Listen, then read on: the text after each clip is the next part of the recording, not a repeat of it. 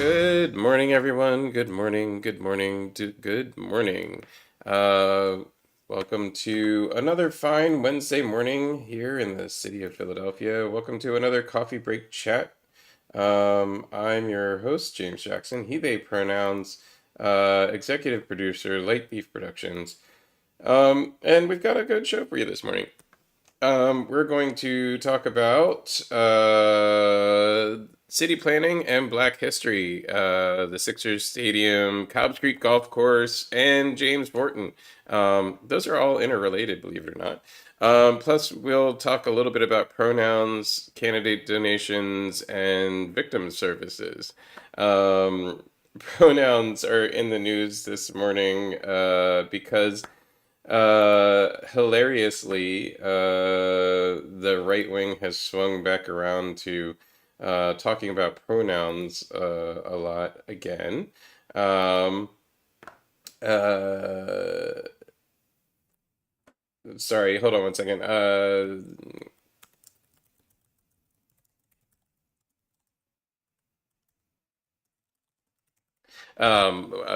have a regular guest who would like to join, and I didn't recognize his name when he logged into Zoom. So, at any rate, Elon Musk posted a tweet that a right-wing pundit then followed up on. Um, Rather hilariously, they all like it's all interrelated. Um, so Elon Musk posted a tweet that his grandmother always taught him that using pronouns was rude, and that one should not do such a thing. Um, well, I hate to tell you, but that's using pronouns. um, anyway, yeah, so he used pronouns to describe not using pronouns, and then a right-wing pundit chimed in that there are no pronouns in the Bible or the Constitution or anything like that, which is categorically untrue. There are pronouns all over the English language all the time. And yeah, there's pronouns all over the Bible, and the um, the Constitution starts with the Declaration of Independence starts with a pronoun. The Constitution has pronouns in it. Um, in fact, there's legal arguments that the word man is a gender neutral pronoun in the Constitution, in use in law. The word man is a pronoun for human, which, humankind, if you want to consider humankind a noun, then the pronoun is man, when you don't know which part of humankind you're talking about, or if you're talking about all of humankind. Anyway, yeah, that's fun. So there's all that. And we have our special guest with us this morning, Bright Kelly. Welcome to the show. Please introduce yourself, your pronouns, and what it is you do. Hi, I'm Bright. He, him pronouns are fine, although I don't really take issue being referred to by others. Kind of pick your poison there. I make music and art, and I'm an author. I am also what many refer to as a social justice warrior. Usually they say that in a derogatory term, but I think it's a compliment. I refer to myself as a social justice bard, though, because again, singing, that's basically the job. Awesome. And you have what I understand is a new album that you've released. You independently produced this, or you going through a label? So independently produced, yes, but I am releasing it sort of like I'm controlling the release. I released it through my own distributor, but I'm doing it kind of in partnership with a label in Burbank called Pop Cautious Records. Pop Cautious owner Tyler Porterfield is also my manager. But essentially, yeah, this is an independent release. It was self-financed, it was self-produced. I executive produced all the tracks on it. I played 90% of the instruments on it. I did call in some favors from some friends to help make them good, but essentially the entire record was made more or less in this room. With a couple of exceptions. I made a pit stop at a couple of friends' studios to make some specific things happen, but the majority of it was done right here. Awesome, And yeah, awesome. it came out this morning. Great. So good timing on the release date versus the interview. Yeah, Um, where can people grab the album and start listening to tracks? I'm really easy to find online because I don't think there are other guys named Bright Kelly out there. I'm Bright Kelly 19 on any social media. Brightkelly.me is my website. And then if you search Bright Kelly on Spotify, Amazon Music, Apple Music, Tidal, whatever, I pop right up. The album will also always, right now at least, be at the very, very top because it is my new release. It's called The Quiet Ones. Awesome. And our associate producer Megan Angelino has posted your some of your links in the chats. We also have it down at the bottom of the screen. Tell us a little bit about self-producing an album. Like, what is I can't barely sing or play an instrument. I do, but not very well, and so I can't imagine playing to my own tracks or accompanying myself. It can be intimidating, especially for me because I find that I'm not the most objective about my own music.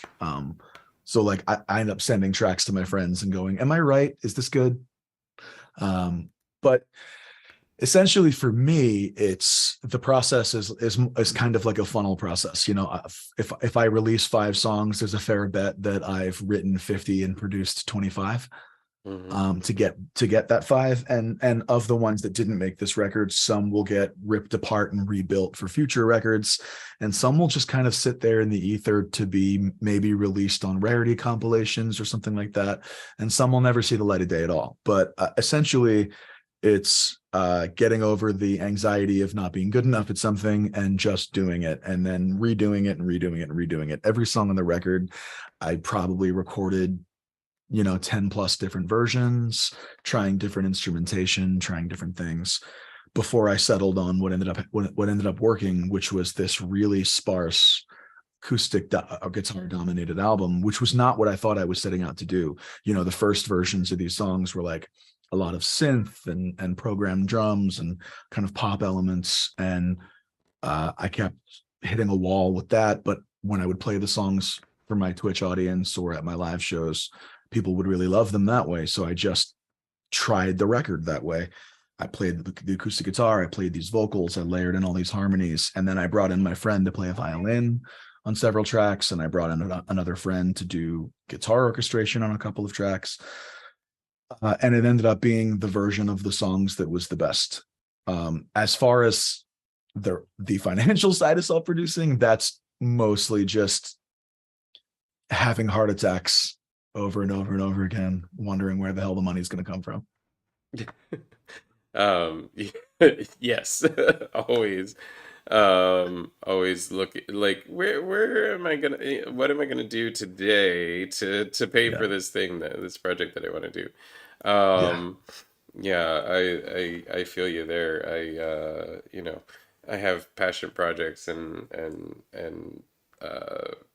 basic work projects, and it's always a conundrum when um we're self producers, we're indie producers, etc. And yeah, getting the operating cash to even just spend the time Yeah. to do it. Like you start to realize the time, um, how much it Well, and there's takes. Yeah. yeah, and then there's also kind of that worry of like I always set out to make the best record I can first and foremost. And probably I probably could make the records a little less expensively than I do at times. You know what I mean? No one said I had to have a string quartet on 3 of the 5 songs, but that's what I felt that the songs needed. And so I made that happen. And it wasn't free to make that happen.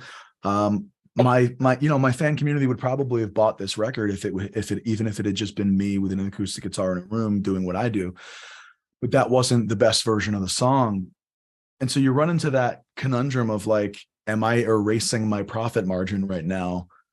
And also, do I care if I am? Because at the end of the day, what matters more, trying to make the best creative thing that I can make, or trying to make the most profitable thing that I can make because this is my business and my life. And balancing that, I think, is the hardest part of being indie. Yeah, yeah, definitely. Like, I always have to, from my perspective, similarly, I always have to judge, I want to send a camera guy out to this event or that event or this, this piece of news, but do I have the money right now? Can I afford to send that camera guy out, or can I find footage online, that's live streaming the same thing and just discuss it because, that's fair use, for me to discuss it. I don't know. Am I gonna get the best coverage by not Yeah. sending somebody out? No. But am I gonna get something that people will be interested in and tune into anyway? Yeah, probably. Yeah. It's what's the best version of the thing that you can do, what's the cheapest version of the thing that you can do, where's the balance between those things. I never do the cheapest version of a thing, but sometimes I can't do the dream version of a thing, you know what I mean? Like these songs had string quartets. If I'd had unlimited money, that would have been a symphony orchestra, Right, right, you right. know. I would have hired the Philadelphia Symphony, or hell, I would have flown myself to Vienna or something crazy. And I mean, I probably still would have used the same solo violinist. The violinist on the record is a guy named Brian Fitzy, who is just unreal. I don't think I would have thrown him over for another soloist, but I would have probably had even bigger, even more expansive stuff, and instead of being the quiet ones, it would have been like the cinematic ones or something. Um, awesome. What are you doing? Any special releases or concerts or rooms for this? Yes, yes, and yeah. So the version of the album on streaming services is 5 songs. But if you go to my Bandcamp and purchase the album, you will get a 10-song album. I will not tell you a whole lot about what the 5 bonus tracks are, except to say that I'm not singing in any of them, and they're very silly. Um, but there's a complete, like, basically second album attached to it as a bonus if it's purchased through Bandcamp, and that can be purchased either digitally, or I have a limited run of cassette tapes that I'm selling, because why not? And then I'm doing a live show on Friday, actually. The album release is happening at a place called The Royal, which is in Glenside, a little bit north of the city of Philadelphia. And by a little bit, I mean still accessible by SEPTA and like 5 minutes from the county line. And I'm doing a full. I'm playing all of these songs and a bunch of other songs, doing a whole big production. And I've got a couple of other great artists on the bill with me as well. Awesome, awesome. And I love that it's a cassette tape release. I don't actually own a cassette tape player any longer. I might have to. I think half the people who have bought cassettes from me have said the same thing. A lot of people are buying it a little bit like keepsakes, Yeah, yeah. like it's a piece of merchandise, and they just want me to sign it and they want to put it on a shelf somewhere. And I think that's fine, because I think if we're being honest with ourselves, cassette tapes don't sound as good as digital copies. No. They just don't. But they They were they sound were great nostalgic. when they were great when I had my Walkman on my hip and I Yes. was playing in the arcade in the late I 80s, am early 20s. I released This is the second album I've done on cassette, and it started because I could not afford to do vinyl, and that's what it was. I couldn't my The last record I couldn't afford to do on vinyl, and this record, maybe I could have, maybe I couldn't have. I could have probably, stretched financially and made that happen. But there's like an almost 2-year lead time on getting vinyl produced, so it's essentially impossible for an independent artist, because the labels have bought 2 years worth of just open time so they can get in there and print whatever they want off of these vinyl presses. And there's like a limited number of vinyl presses. So I did them on cassette thinking it would just be fun. You know, no one has a cassette player, but my Patreon community like really responded to that and they all really wanted them, and I sold a bunch of them right out of the gate. And so what I started doing was periodically I would, because I send out these things called bright boxes to some of my Patreon members, the ones who are a little bit higher tier. And so a couple of months ago, the bright box that they received in the mail, they all actually got a Walkman from me. Like I went out and hunted down cassette players Nice. for them so that they could actually listen to these, because you're right, most people don't have cassette players. They're not even that easy to find outside of just, you know, like little Amazon knockoff Walkman that you can get.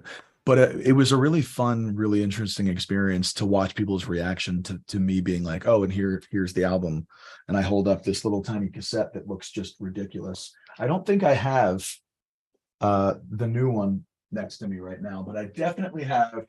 Here you go. This is my previous album. And so I've got like a couple of these left too. And I just do these and they look great and they sound great and they're high bias, high fidelity cassettes. I really enjoy the process. I think I'll probably release all my albums on cassette from now on. That is a great thing. Um, I I wonder, can you even like? I wonder if you can still get a car stereo head unit with a cassette deck in it. Yes, you can. You That you can. can do. Yeah, Awesome. All right. that you can still do. Several of my friends only have cassette players in their car. My friend David, he said, "Thank you for putting this album out on cassette player. You made my car relevant again."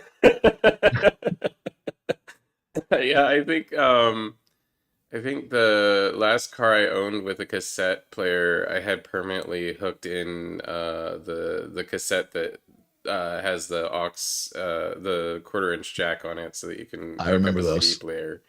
Yeah, Um, and I that was a pickup truck, so and I would go off-roading all the time, so I definitely made more than one album skip. yeah, Yeah. yeah. It's a nostalgia thing more than like a concrete marketing thing. It's just some people like cassette for its own sake. Some people just like that it's like a little thing that they can buy and it's not super expensive, and I'll sign it and they can take it home and put it on a shelf and feel cool about it, and it doesn't take up as much space as a vinyl record, which, you know, I'll do vinyl records when I can, Yeah. but in the meantime, cassettes is what I can afford to do. Well, thank you, I guess for making cassettes relevant again. That is kind of awesome. Um, we were talking pre-show about both being new dads, and I was thinking like recently a lot about how uh, coming out of like you know like the kind of radical changes we made for COVID, for working from home, not socializing in person quite as much. It's been an interesting process. I'm doing a show at the Center Theater. You're doing like these shows, where you're releasing the album. I don't know if you've seen as much of it as I have, but it's like really uh, time consuming to consider all these changes and also just to adjust to like, hey, I have to commute for like an hour to get someplace again. Yeah, I have seen that. Um, I I lost I lost a lot of shows when COVID happened. And then I lost a lot of money because I lost a lot of shows. And then in the middle of that, we got pregnant. That phrase cracks me up, by the way. We got pregnant. I didn't get pregnant. I don't know why I shouldn't have the right to say we. My wife got pregnant and she Well, did all the work. there's those Um, pronouns rearing up their ugly head again, right? yeah, which Yeah. I'm looking forward to talking about that because I think that tweet from Elon is the dumbest thing I've ever heard. But that's on brand for Elon. Yeah, no, it is a hard thing to consider. The one of my first shows back was the previous album release party. And you know, we had to take all these precautions and everybody was double masking and we were just like crossing our fingers that it wasn't too soon and hoping that we weren't being reckless. because of course by then everyone else had already given up precautions. I still haven't. I still wear a mask when I go into a store most of the time, and it's just this concept of being like, well, it's not over for everybody. There are still kids who can't get vaccinated. There are still people with autoimmune disorders, and it's still here. You know what I mean? My sister-in-law had it just last week. I have a friend going through it right now, and so those changes that I had hoped would be like systemic, long-lasting changes. The hardest part for me is watching them get undone by people who just can't wait to get back to normal. When I think that you know, I mean, that drives me the, that yeah, that I think the friction between folks who and I had to say this to a a venue owner recently. They have crews in there working because a lot of people took kind of this time if they own venues to like kind of refresh the technology in there, yeah, update their spaces, etc. If yeah, they had enough budget lying around to be able to weather COVID very well. And then there were all the loans and stuff. I mean, even my company, we got, COVID related loans and grants that helped us upgrade our equipment. So, you have a lot of people doing that. And then so you have crews of people, that don't know each other getting tossed in with crews of people that do know each other, yeah, and we all have had a different experience with COVID, but when you get right down to it, for some reason I don't quite understand this why, but for some reason people politicized it. They made it a right wing versus left wing thing. It's not yeah. really And there a was no right wing versus left wing thing. Nobody shouldn't have been. COVID doesn't care if you're conservative or liberal, and neither Nope. does anybody else when you're just in front of them. Yeah. Um, I but think that yeah, was I think that was ambition related. I think the politicization that we saw mostly came from very loud people who stood to gain from creating that division and that fear. And I think a lot of people did capitalize on that division and that fear. And a lot of people did see that as an opportunity to take what were inevitable negative feelings. Like everyone was going to be scared, everyone was going to be upset, everyone who had to stay home and not go to work and whose livelihoods were at risk. All of us were going to be scared and angry. And I think it's almost inevitable that ambitious people were going to capitalize on that. And while I wasn't surprised that it happened, I was disheartened by it. yeah, yeah. I coming back out of like the era when the greater social account there was greater social accountability. I learned a few lessons personally. I would say, I all of 2021, I didn't catch a cold. I didn't, Same. but now we're in 2023, and starting in late 22, I've caught every cold that's gone through the daycare system. I've caught, Mm-hmm. RSV, I've caught multiple head colds. I've caught stuff that they don't even like. I've caught influenza. I've caught stuff that they don't even test for. Um, Yeah. and I think I've had like two healthy days during the past like month, and Oof. it's I'm sorry to just hear that. it's well, what's interesting to me is like I wear a mask when I'm with my crew on site, even if it's just a head cold, because I don't want to sneeze and spread around that head cold and then have Mm-hmm. people have to call out or have to deal with being ill. Yep. Especially, we work with a lot of freelancers or people who don't have pay when they're not at work, Yeah. don't have vacation days, and I don't want to, I don't want that on my conscience. I don't want on my conscience like I gave somebody a cold and oh, now there's 2 weeks where you don't have any money. Yeah. Yeah, I understand exactly. And that was a thing that got normalized in the early aughts in China and Japan and places like that, where they dealt with the SARS outbreak, and they never went back to not doing that. You know what I mean? Masks on the subway became a staple everyday feature of people's lives. And that was what I wanted to see happen in America, because it's not about fear. It's just about basic compassion for others. I don't feel good today. I'm going to put this thing on my face so that I contain the don't feel good to Right, myself. right. Like That's it. That's just all it is. basic Yeah. conscientiousness of Mhm. like I'm not gonna That's wipe not right left. I'm not gonna wipe my butt and then go shake somebody's hand. I'm gonna go wash my hands first. That's Right. You would think that, like, oh, basic hygiene and consideration, that makes perfect sense. That would be common. But like you said, it got politicized. And suddenly now, and people, I've experienced this where people have said unkind things to me in public because they see me in a mask. And they're like, oh, accusing me of cowardice, or calling me any of various derogatory words for liberal or progressive. And I'm just going, I can't wrap my head around the idea that you've convinced yourself that basic decency in the name of safety and like obvious provable measures to just keep everybody a little safer, whether it's from COVID or rotavirus or RSV or something else. I can't wrap my head around the fact that this became a right left thing. Like, I'm not surprised by it, but it's just weird to it me. never Like makes sense. It's I so I ridiculous. get I get the inconvenience. I get the Mhm. discomfort. Um,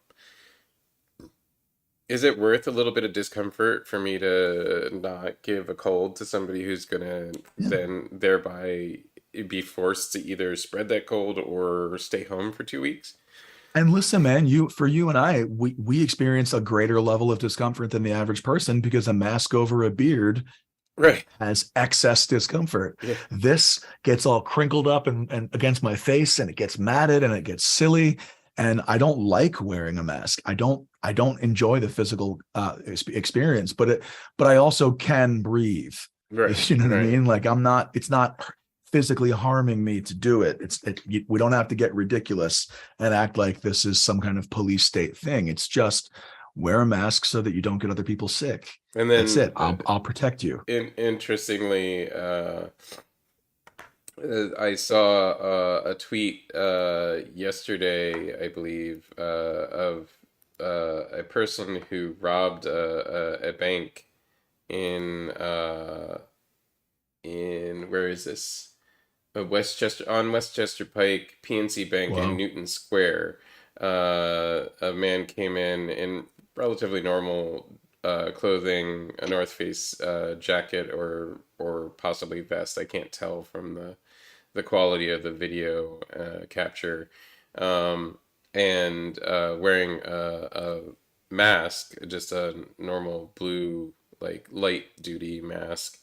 Sure. Um, and he kept the mask on leaving the place and uh like there's a lot of people in the comments on this article, saying, oh, we should outlaw masks, or we should make sure that people at least take off their masks in front of a camera entering certain venues. I'm like, come on, guys. Like, So dumb. you, the face recognition software still works, like, without without seeing your whole Yeah. face, right? Facial recognition software can catch you by the bridge of your nose these days. The technology is so much more advanced than people think it is. Right, And also, that guy was on camera 17 times per block, every block he went down or drove past that entire day. right, Like, if you live in a city, especially, you're on camera. It doesn't matter how long you keep the mask on. There's going to be enough data.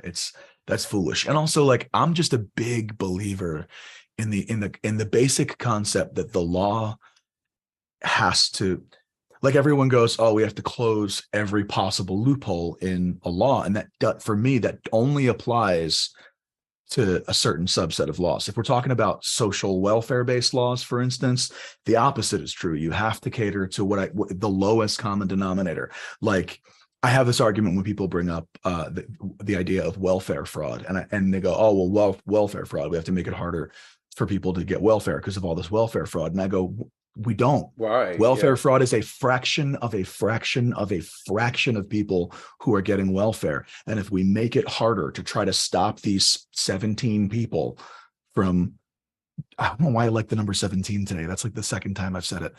If you try to make it harder for those people, you're going to make it actually harder for the people For who people really who need really that need it, service. and So yeah, and people who I've exploit is just the cost of doing yeah, business. I've had this conversation about, simple things like minimum wage. Yep. Gun control. People get like, oh, minimum wage is, if you raise it to $25 an hour, cheeseburgers are going to be like $50. No, that's not how minimum wage works. And labor cost is like, it's never more than like 2 or 3% of your final Mm-hmm. product. Like your Yeah. labor cost is always so negligible. So I was having this conversation actually on a thread about a building in Fishtown that's being built, um, and there were some local union members protesting it because um, the construction company, the general contractor, is relatively notorious in the area for not paying Mm, appropriately and for wage sure. theft. Sure. Um, Like the previous president. right.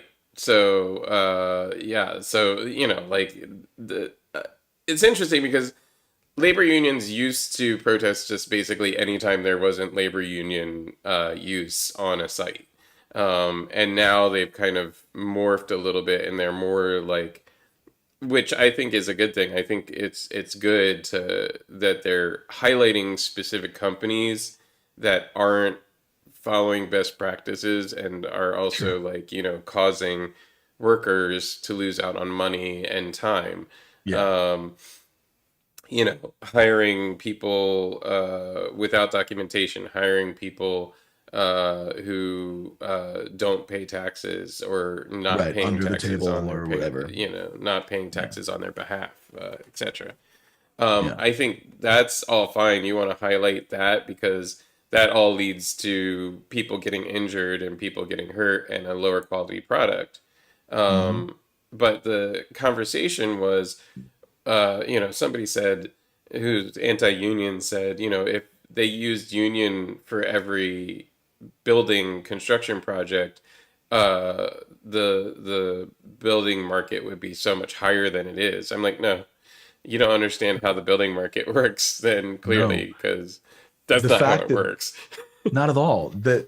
All that would happen is it would become harder for CEOs to pay themselves $370 million a year. Right, You know what I mean? You challenge the business's concept of what their overhead or slack is. right. It's the same argument again for minimum wage. It's like, oh, if you raise the minimum wage, then what's to stop like some middle manager from leaving his job at such and such a company and just going to flip burgers because he can just make as much money flipping burgers. First off, flipping burgers is harder. Yes. Minimum wage jobs are hard.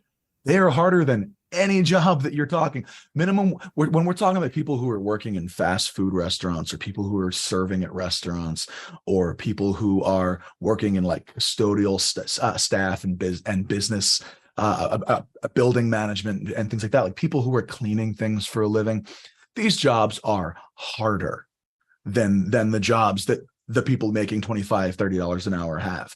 So no one's going to leave their $30 hour in a job and go flip burgers. And then you'll hear like, oh, well, why should they get paid as much as me? I'm an EMT. Why should a burger flipper make as much as me? That's a fair argument. Why is your argument pay the burger flipper less and not Yeah, pay not the pay you EMT more. more? Right. Rising tide should raise all ships. Yeah. You're mad at the wrong people.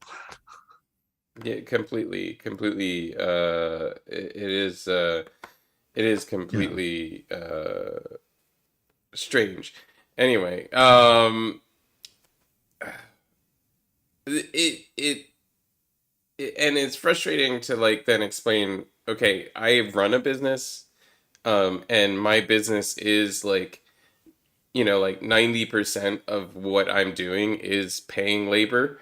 And Yeah. even in my business, the cost of labor is so negligible to the final product that if I tell a client, it's going to cost you $5 more per hour, they don't even realize it. They don't think about it. Um, No. you know, uh, Yeah. anyway, It's a lot of people looking down when they should be looking up. right. The problem. Yeah.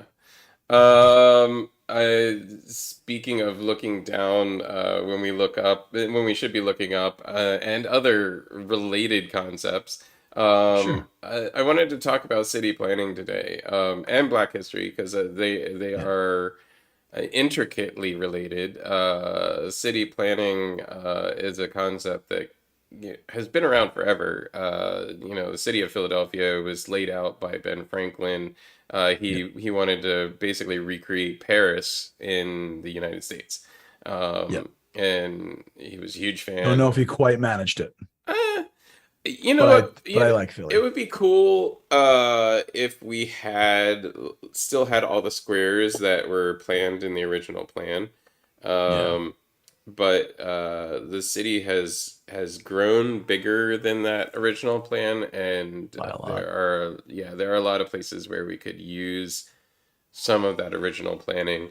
Um, and I think that there's a few streets that replicate how like Paris grew out of tracks that people would take that don't make sense in the Philadelphia layout. Like there's Passyunk, which runs on a weird angle, and Yeah. Yeah. Moyamensing yeah, does the same. yeah, and it's just like, okay, I see where you were going with that, but it was a bad idea.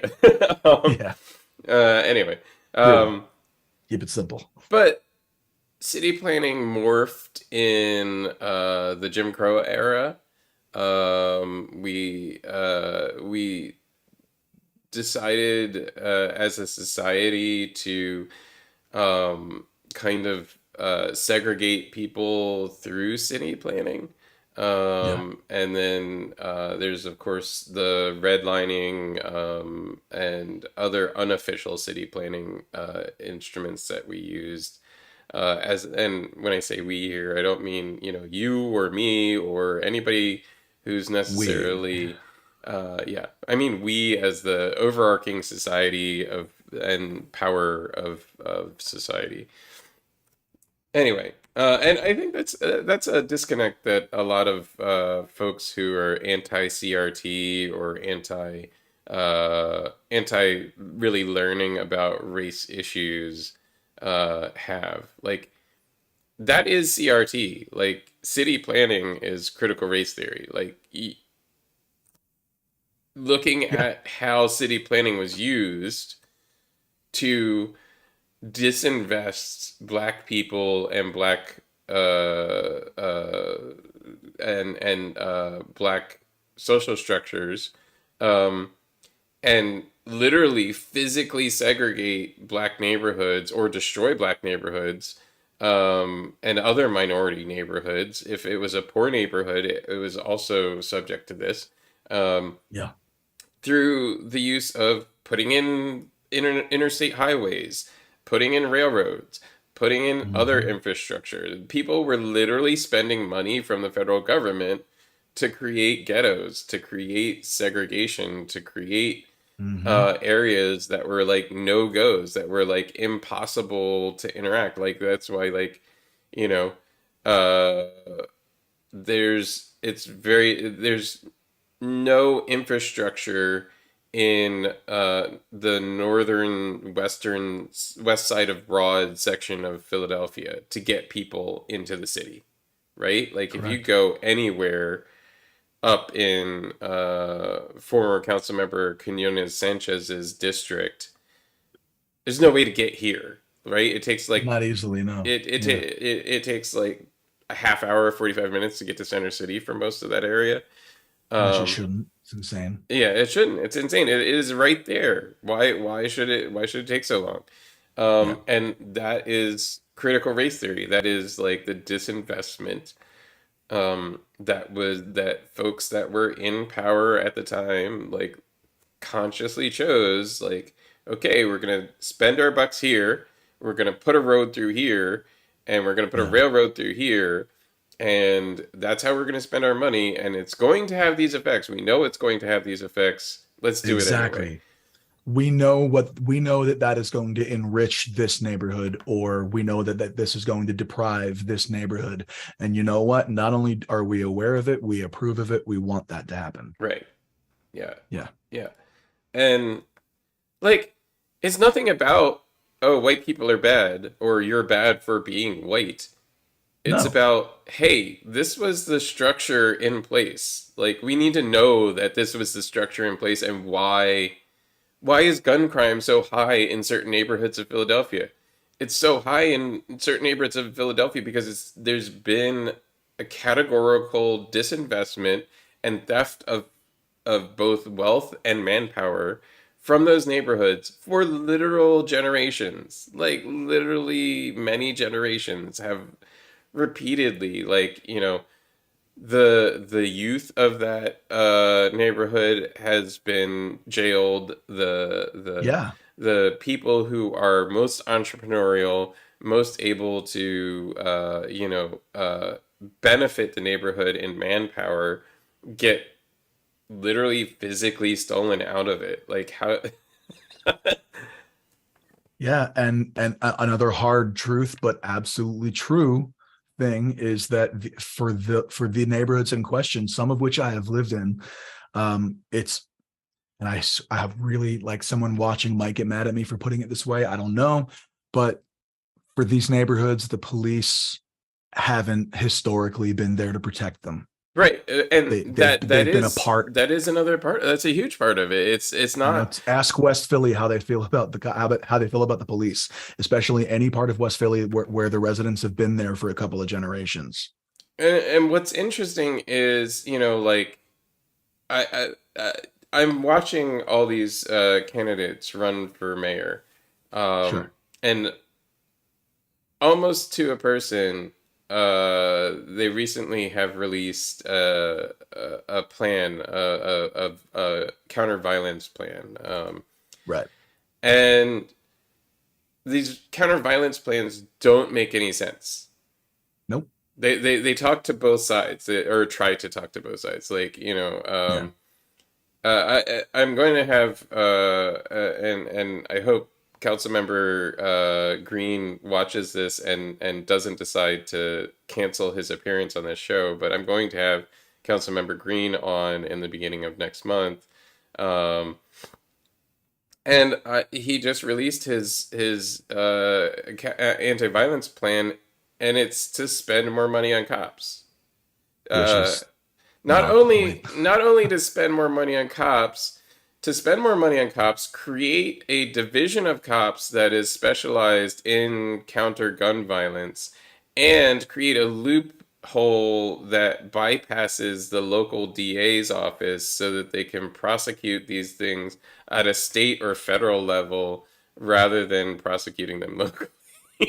and and we don't see any way this could go wrong, or that this could be exploited by existing systems designed specifically to exploit exactly those things. Right, right. We apparently have failed to pay attention to the fact that like the state level lawmakers intentionally take money and manpower out of Philadelphia and put it in the suburbs. So not only do they have a benefit of those black bodies existing in the suburbs because they get counted in censuses for their districts Mhm. that are in the suburbs where they can't vote.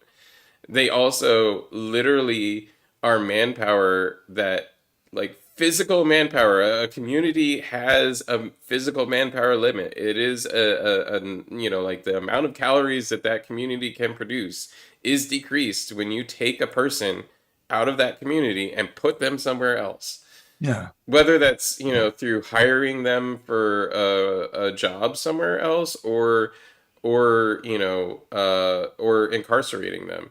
And when you hire them for a job somewhere else, there's the thought, okay, I'm going to pay them, which brings money into the community. If you hire them Mhm. for a minimum wage job, which is not above the cost of living, you're still stealing money out of that community. That's the Yeah. real argument against minimum Yeah. wage increase, is like we would no longer have this mechanism to move money out of these communities into our other communities. Mhm. Um, It's all based at trying to prevent people of color from building generational wealth. right. The system makes it very hard for people of color to do that. And that's a really hard conversation to have with people like me, white people. That's a hard thing for white people to understand. And in some ways, I find it even harder to talk to quote unquote good white people about this, because they want to be on the right side and they want to do the right thing and they want to consider themselves allies or part of the team or whatever. But that includes deconstructing your own history and how it benefited you and how that got you to where you were, and understanding that the phrase white privilege isn't an attack against you. Like, I know I have white privilege. I grew up extremely socioeconomically disadvantaged. I lived in a very dangerous, very poor neighborhood. I'm from an abusive. I grew up in an abusive situation with an abusive relative, and I've overcome and survived a lot of really rough things. But the difference between me and a person of color is that if all other things were equal, and I accept that I were a person of color, it would be harder still than it is. And part of that is simple things like when I told that story to college admissions, they said, "Wow, look how strong you are. We're so surprised that you survived that." And that no one in my entire life, no one has ever expressed surprise that I'm well spoken. But that's not true of my black friends. No, they've all had someone say, "Oh man, you talk white," or something like that. Right. And these are examples of white privilege, and that, yeah, they're uncomfortable truths sometimes, but it's only by like embracing them and owning them and then working really hard to deconstruct them that you can actually be an ally, which is a journey that I am still figuring out on a daily I mean, basis. You know everybody what I mean? is, Like, even yeah, even me, I am a person of color. I grew up with white privileges. I grew up, my one of my parents is white. My step parent was also white, so I grew up with two parents who were white. And there's an element of privilege to that. sure. I I've related this story before, but I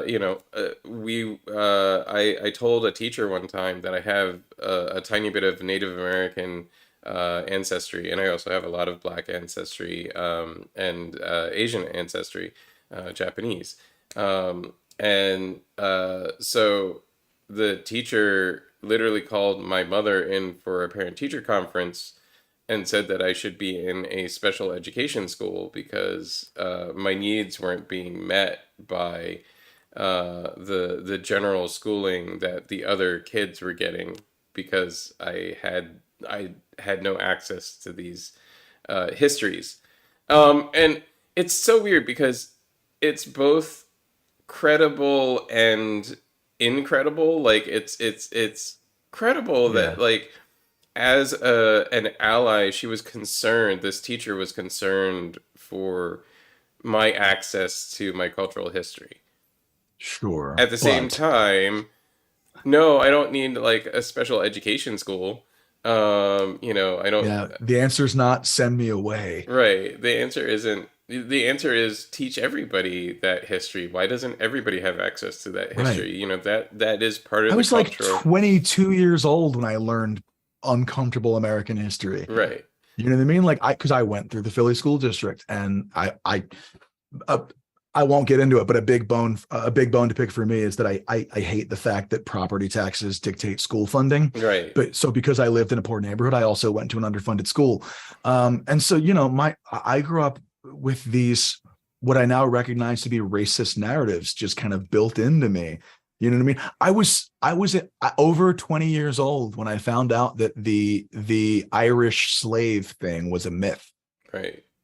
because I was taught that as fact. I was taught that Irish people, I did, no one bothered to explain the difference between voluntary indenture and chattel slavery to me when I was in seventh grade. And they really should have, because I wouldn't have stuck my foot in my mouth so many times over the years talking about the history of Irish slavery if I had known that what I was saying was racist, you know? Yep. So it's that's the other side of it, is that learning these things also helps you if you want to be a good, kind, racially conscious, socially conscious person. Learning these uncomfortable histories is a great way to help you be a little better at that. Yeah, yeah, and it's also, we had a comment on our YouTube, it's everyone's history, which is exactly right. It is Yeah, everyone's history, like every yeah. single, Mhm. Black Like I feel history. really close to indigenous history because contrary to my bright red hair, my great grandmother was named Kaluahina. Pekele Kaluahina is my great grandmother. She was an indigenous Native Hawaiian woman who married a Portuguese guy. You know what I mean? And so like I've been exposed through those generations, some of whom are still alive, to what's happening to indigenous culture in Hawaii and how brutal and difficult that has been. That people like Mark Zuckerberg can come down and buy half an island, and that the indigenous people can't get access to their land and are treated like second class citizens in their own land. And so I feel really connected to that, and that gives me some kind of secondhand empathy for the plight of indigenous people around the world. And I wouldn't I wouldn't necessarily know that if I wasn't given those histories. And I would be a diminished person. I would be less of a person if I didn't know that side of my history and how it interacts, how it intersects with the history of the white culture that I come from. And for good or ill, it's never bad to know what happened. Right. It isn't. And that's probably where you and I and a lot of people differ from certain elements that are very active Yeah. in especially school funding and school board and Yep. uh, uh, school curriculum choice. There is so interestingly, for Black History Month, the Museum of the American Revolution is adding a special display, a special exhibit on James Forten and the Forten family. Okay. James Forten was a free black man born in Philadelphia, Hmm. in colonial Philadelphia in 1766. So he Yeah, the was sailmaker, right? yeah, he became a sailmaker. He was from a sailing family. Um, Created a sail loft here in Philadelphia, which was very successful, and supplied sails for a lot of ships that came through Philadelphia because back in that era, the sail was the only power, and you replaced them quite frequently. Yeah. Um, the Fortin family was active in 1776 during the American Revolution and during the founding of the current government of the United States and this part of North America. And they're putting kind of this history together to show how influential the black community was even at this stage of Yeah. American history, which is often overlooked. Um, and what I think is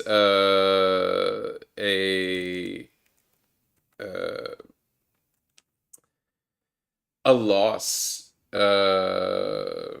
to the nation is like the 1776 Commission and Mm. Yeah. the drive. So there was a thing ordered by former President Donald J. Mm. Trump, who asked a commission to investigate American history and basically create a narrative whereby the history of the United States was glorious. Yeah. Um, Yeah. As opposed to what it really was, which is complicated. yeah, every history is complicated. Even Exactly. That's like okay. any individual's history is complicated. Any group's history gets complicated. And it is okay. It's okay that No, there's complications yeah. and contradictions to humanity. Not, Um, I don't claim to know a great deal about James Forten, but if correct me if I'm mistaken, he was one of the public voices against the what I don't remember what it was called at the time in history, but it's what I consider to be the mass deportation of Black Americans to colonies in Africa, places like Liberia. yes, And what was, because I feel like I heard a podcast or read something within the last few years about that, and I'm pretty sure James Forten was a pretty notable public voice against that concept of going, why are we trying to send these people back to Africa? Most of them have never been there.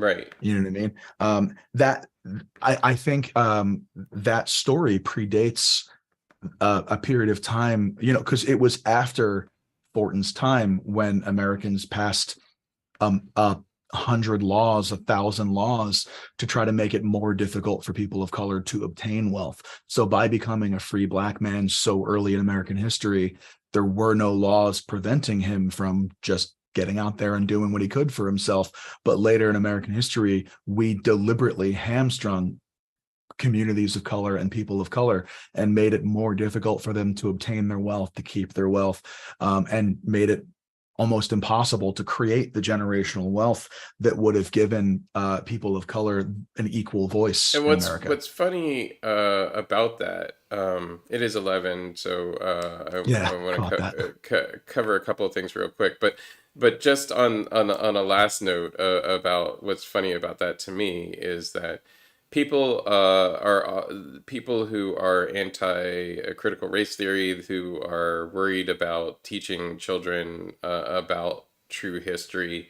Right. Um, they are often, that was so long ago. That was, that's not happening now. That isn't something that has an impact on our current society. This is the narrative. Right, of What course. it's a paper thin narrative because they're also concerned about the redistribution of wealth via taxation and social programs, but Yeah. don't acknowledge that, for instance, Canada was paying families of former slaveholders until the 1990s for the loss of their slaves when the British colonial countries outlawed slavery. Yeah. When they outlawed Everyone slavery, acts like it was so long ago. when they outlawed slavery, they started compensating all the families that were slaveholders for the slaves that they were no longer holding. Um, Right.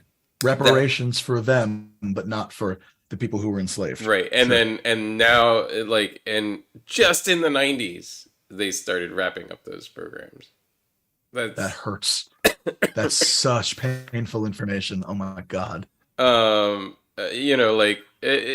yeah, the same thing with the 40 acres and a mule. Like the 40 acres and a Mhm. mule never happened.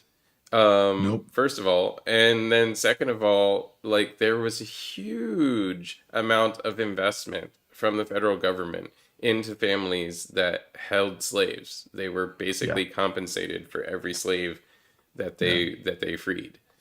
Right. Um, Because again, we can do reparations for the people who did it, but not the people who suffered because of it. right. Yeah. That. Oof. So these are the systemic things that we like to learn.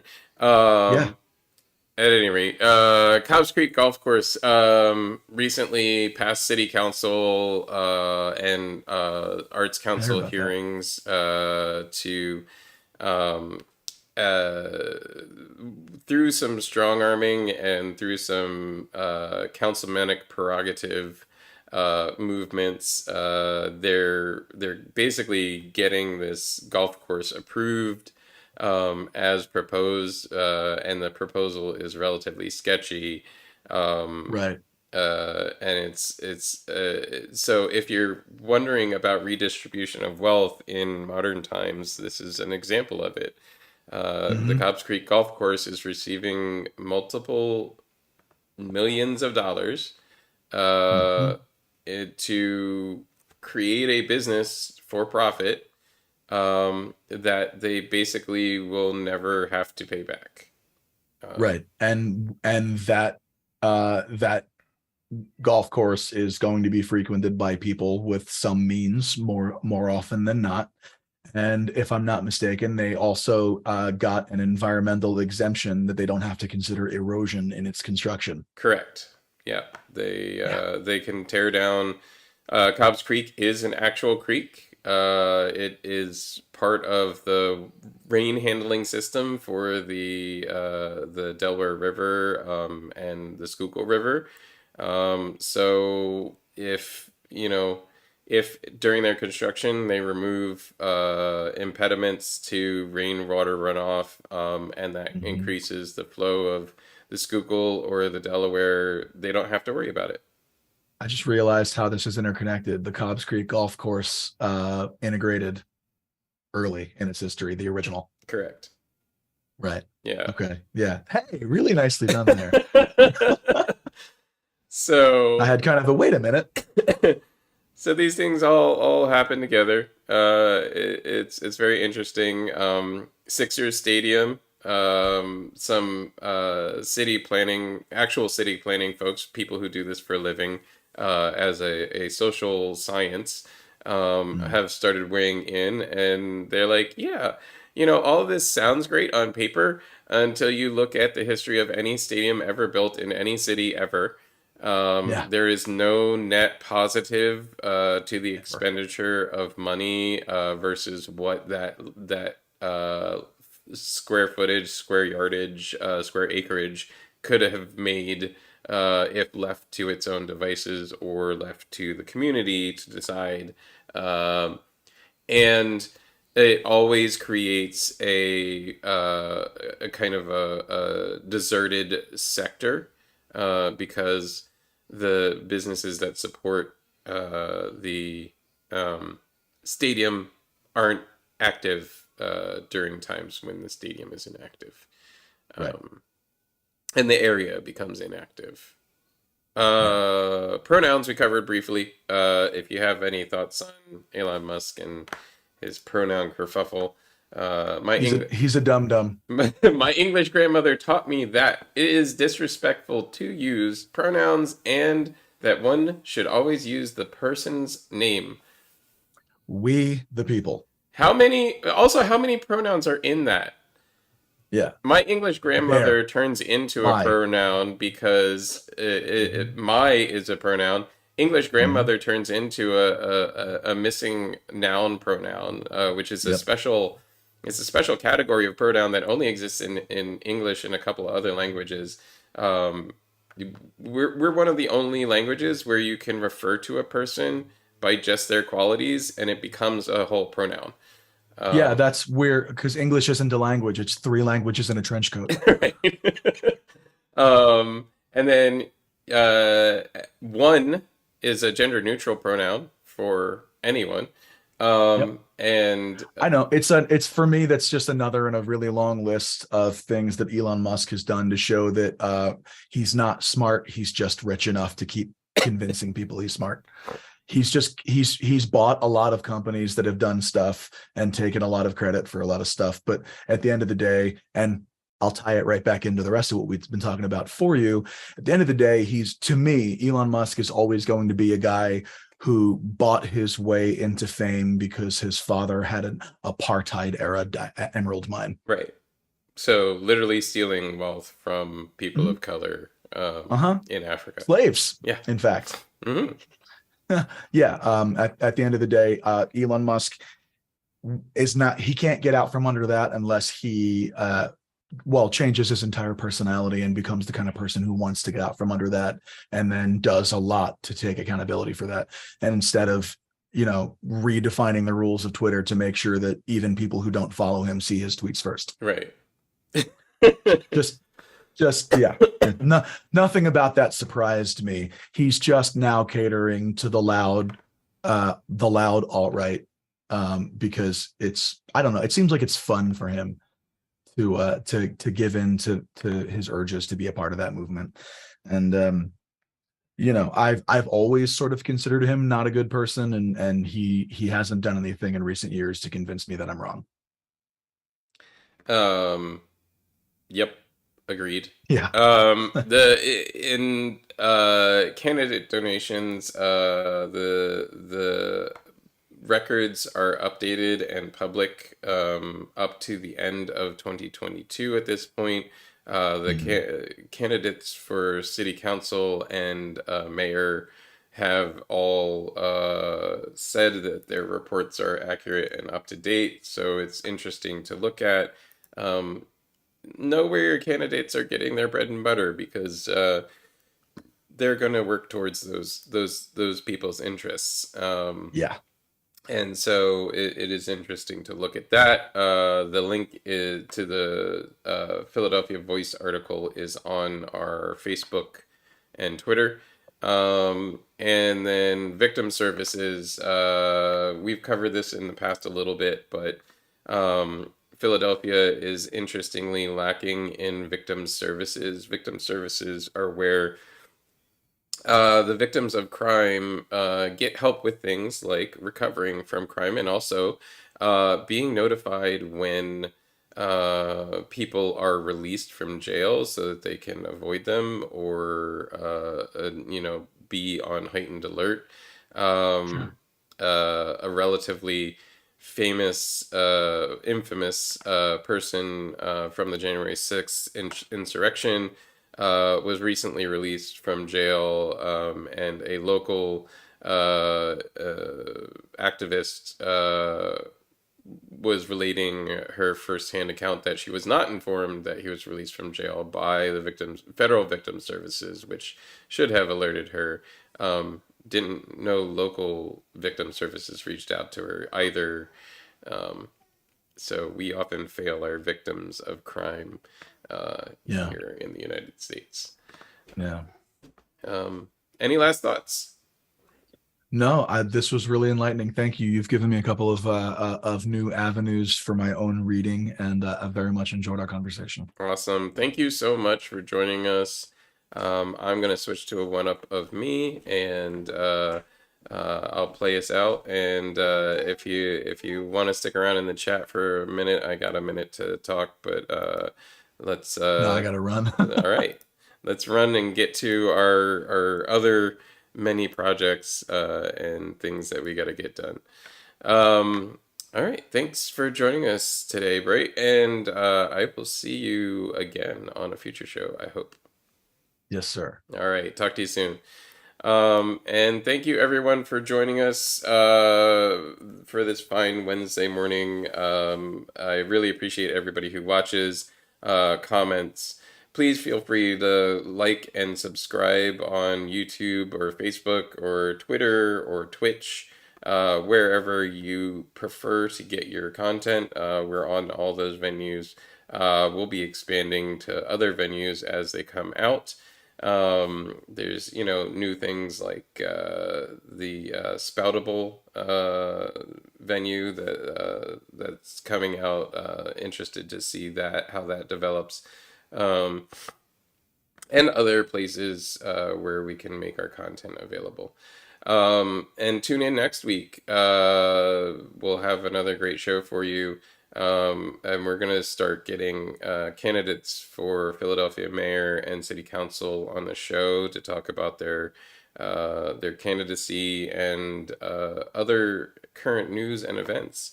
And if you like what you see, please consider donating on Patreon, patreon.com/lightbeatproductions. And you can help us make this broadcast better, make it more fun, make it more interesting.